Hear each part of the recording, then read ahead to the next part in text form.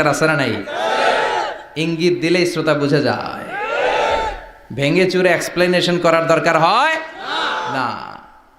তো আমি দেখছিলাম যে হিউজ কানেক্টিভিটি, চমৎকার আল্লাহর অস্তিত্ব নিয়ে, আল্লাহর ক্ষমতা নিয়ে একের পর এক স্রষ্টাকে তিনি চোখে আঙ্গুল দিয়ে চিনিয়ে দিচ্ছিলেন। বিশ্বনবীও এমনভাবে আল্লাহর কাছে চাইতেন আর বলতেন, আল্লাহুম্মা ইন্নী আবদুক ওয়াবনু আবদিক নাসিয়াতি বিয়াদিক। আল্লাহ, আমি আপনার গোলাম, গোলামের ঘরের গোলাম, বান্দির ঘরের গোলাম, আমার 14 গোষ্ঠী আপনার গোলাম, আমরা গোলাম গোষ্ঠীর। নাসিয়াতি বিয়াদিক, আল্লাহ আমার মাথার চুলের ঝুঁটি আপনার হাতের মুঠোয়, আপনি যেখানে টান দিবেন ওদিকে আমি যেতে বাধ্য, আমার নিজের কোনো ইচ্ছা নাই, সব ইচ্ছার মালিক কে?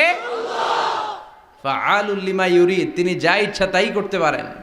তিনি পাহাড়কে দরিয়া করতে পারেন, দরিয়াকে পাহাড় করতে পারেন, ধনীরে গরিব বানাতে পারেন, গরিবরে ধনী করে দিতে পারেন, ক্ষমতাসীনরে ক্ষমতার চেয়ার থেকে লাথি দিয়ে নামায় দিতে পারেন। আবার যারা মাজলুম, যারা নির্যাতিত, তাদেরকেও ক্ষমতার চেয়ারে বসায় দিতে পারেন। এজন্য কেউ যেটা পারে না, পারে কে? মুহতারাম আল্লামা আবু নাসর আশরাফি ভাই যে কথাগুলো কোরআন সুন্নাহর আলোকে আমাদের কাছে তিনি পেশ করেছেন, আমরা যেন আমল করতে পারি এবং তার আলোকে যেন আমাদের জীবনটা আলোকিত করতে পারি। আল্লাহ তুমি তৌফিক দাও। কথা বলেছেন হযরত মাওলানা শাখায়াত বিন তাহের, খতিব বাইতুন নূর জামে মসজিদ জাউতলা। আজকের প্রোগ্রামের প্রধান অতিথি জনাব আব্দুল হাই বাবলু, ভাইস চেয়ারম্যান কুমিল্লা সদর দক্ষিণ উপজেলা পরিষদ। বাবলু ভাই আসছিল না? মাশাআল্লাহ। বিশেষ অতিথি জনাব হাজী আবুল কালাম আজাদ সোহাগ ভাই, চেয়ারম্যান 2 নং চৌয়ারা, আসছে? সভাপতি হযরত মাওলানা ইউনুস সাহেব, খতিব দক্ষিণ রামপুর মধ্যমপাড়া জামে মসজিদ, এসেছেন সভাপতি? মাশাআল্লাহ, তাবারাকাল্লাহ। আজকে 21শে ফেব্রুয়ারি, বৃহস্পতিবার। বৃহস্পতিবার বিশ্বনবী রোজা রাখতেন, সোমবার আর বৃহস্পতিবার। আপনারা রাখেন তো? সুযোগ হলে রাখবেন। সোমবার বৃহস্পতিবার রোজা রাখা সুন্নাহ, আমরা যেন সুন্নাহর উপরে থাকতে পারি। 21শে ফেব্রুয়ারি অত্যন্ত আমাদের জাতীয় জীবনে গুরুত্বপূর্ণ একটা দিন। ভাষার জন্য লড়াই করে রক্ত দিয়েছে গোটা বিশ্বে, এটার উদাহরণ বিরল, কোথাও পাওয়া যায় না। শুধু আমরাই আমাদের ভাষার জন্য জীবন দিয়েছি। আবার আমরা এই ভাষার লগে লগে অন্য ভাষাতেও এখন কথা কই। কথা কন, হিন্দি আছে না নাই? আমাদের ছেলেমেয়েরা দুর্ভাগ্যজনক হলেও সত্য, বাংলার চেয়ে হিন্দি জানে ভালো। কঠিন বাংলা বোঝে না, মাগের হিন্দি সব মুখস্থ। কি কপাল পোড়া জাতি! যে জাতি ভাষার জন্য রক্ত দেয়, সে জাতি নিজ ভাষাকে ভুলে গিয়ে তাদের অনুষ্ঠানে হিন্দি গান বাজায়। আছে না নাই? কুছ কুছ হোতা হ্যায়, গানের নাম কুছ কুছ হোতা হ্যায়। বাংলাকে ভুলে এখন কুছ কুছ হোতা হ্যায়। তো আমরা যেন এই বাংলা ভাষার মর্যাদা রাখি। গোটা বিশ্বে এখন ইন্টারন্যাশনাল মাদার ল্যাঙ্গুয়েজ ডে হিসেবে এই দিনটা পালিত হয়। সিয়েরা লিওনে ওরা ওদের ভাষার পাশাপাশি বাংলা ভাষাকে আরও একটা ভাষা নিজেদের সেকেন্ড ল্যাঙ্গুয়েজ হিসেবে ঘোষণা দিয়েছে। এজন্য যারা এই ভাষার জন্য রক্ত দিলেন, শহীদ হলেন, আমরা আল্লাহর কাছে কামনা করছি এবং দোয়া করছি আল্লাহ যেন তাদের শাহাদাতের সর্বোচ্চ মর্যাদা দান করেন। গত রাতে ঘটে গিয়েছে চকবাজারে মারাত্মক এক অগ্নি দুর্ঘটনা, ঠিক কিনা? প্রায় 70-80 জন মারা গেল দেখলাম। 37টা ইউনিট ফায়ার সার্ভিসের কাজ করেছে। বিমান বাহিনীর 4টা হেলিকপ্টার দিয়ে পানি স্প্রে করে 10 ঘন্টায়ও থামাইতে পারে না। এটা কি ফায়ার সার্ভিস এক আল্লাহই জানে।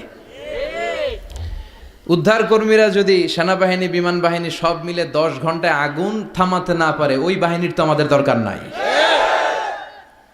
এমন ঘিঞ্জি এলাকা, প্রাইভেট কারের সাথে পিকআপের ধাক্কা, প্রাইভেট কারের সিএনজি ব্রাস্ট, পাশে রান্নাঘরে রান্না করতেছিল ওইটার সিলিন্ডারে ব্রাস্ট, এর পাশে ছিল নেইল পলিশের কারখানা, ওইখানকার কেমিক্যাল ব্রাস্ট। একটার পর একটা বাড়ি ঘর জ্বলতে জ্বলতে তাজা 70 থেকে 80 জন ভাই বোনকে আমরা হারালাম। ছোট্ট ছোট্ট বাচ্চা, তাদের এখন বাবা নাই। অনেক যুবতী বেঁচে আছে, নতুন বিয়ে হয়েছে, হাতে মেহেদির রংটা এখনো শুকায় নাই, তার স্বামী নাই। আজকে আমি দেখছিলাম আর ঝরঝর করে চোখের পানি পড়ছিল। এই ঘটনাটা আমার জীবনেও ঘটতে পারত, আপনার জীবনেও ঘটতে পারত। এজন্য নেতৃত্ব স্থানীয় অবস্থানে যারা আছে তাদেরকে এই বিষয়গুলো খুব গুরুত্বের সাথে দেখতে হবে।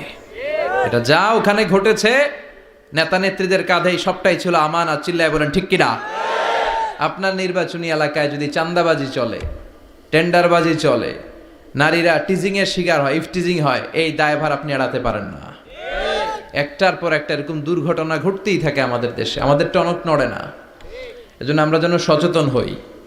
আর যে ভাইরা বোনরা এই অগ্নিদগ্ধ হয়ে মারা গিয়েছে, বিষ্ণু বলেছেন আল হারিক ওয়াল গারিক, গারিক মানে যে পানিতে ডুবে মারা যায়, সে শাহিদ ফি সাবিলিল্লাহ।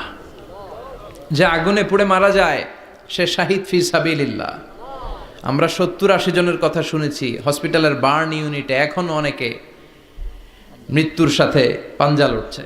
কি কঠিন অবস্থা, কি ভয়ঙ্কর অবস্থা। শুনবেন যে এদের মধ্য থেকেও 10-20 জন নাই, যারাই এই দুর্ঘটনায় ইন্তেকাল করলো, আল্লাহ তুমি তাদেরকে মাফ করে দাও, তাদের পরিবার বর্গকে ধৈর্য ধারণ করার তৌফিক দান করো, তাদের সবাইকে শাহিদ হিসেবে তুমি কবুল করো। সম্মানিত সুধী, আমরা এই তাফসির প্রোগ্রামে যে বইটা থেকে কথা শুনি, চিল্লায় বলেন তো বইটার নাম কি? আমরা সরাসরি কোরআন থেকে কথা শুনবো। তার আগে আল্লাহর নামের 3টা তাকবীর পড়ব। আল্লাহ বলেন ওয়া রাব্বাকা ফাকাব্বির, glorify the name of your Lord. তোমার রবের নামের বড় নিয়তটা খালেজ করে নে, ইন্টেনশনটা সবচেয়ে জরুরি। আপনি কোন নিয়তে বসে আছেন এত রাতে, এত কাজ ফেলে দিয়ে কেন এখানে? উদ্দেশ্য একটাই, একজনকে খুশি করা। তিনি কে? আল্লাহ। যা শুনবো আমলের নিয়তে শুনবো, ঠিক কিনা? আহাব্বুল আমাল ইলাল্লাহি আদওয়ামুহা ওয়া ইন কাল্লা। আল্লাহর কাছে সবচেয়ে প্রিয় আমল ওইটা যেটা মানুষ যদিও অল্প করে কিন্তু প্রতিনিয়ত করে, কন্টিনিউয়াসলি করে। এজন্য যাই আমরা করব অল্প অল্প করে করব, কিন্তু প্রতিনিয়ত করব। আর আজকে আমরা যা শুনবো কিসের নিয়তে? এখনো কইতে পারে না অনেকে। সবাই রাজি তো? ইনশাআল্লাহ পড়েন। আমি আপনাদের খেদমতে সূরাতু আল বাকারার 124 নম্বর আয়াত তেলাওয়াত করেছি। এই আয়াতে আল্লাহ তাআলা একজন প্রসিদ্ধ নবীর ব্যাপারে কিছু তথ্য দিয়েছেন। এই তথ্যগুলো আজকে আমরা শুনবো, ইনশাআল্লাহ পড়েন। রব্বুল আলামিন বলেন ওয়া ইয ইবতালা ইব্রাহিমা রাব্বুহু বিকালিমাতিন ফাতাম্মাহুন্না ক্বালা ইন্নী জাইলুকা লিন-নাসি ইমামা। সুবহানাল্লাহ পড়েন। যেই নবীর ব্যাপারে আল্লাহ তথ্য দিলেন, ওই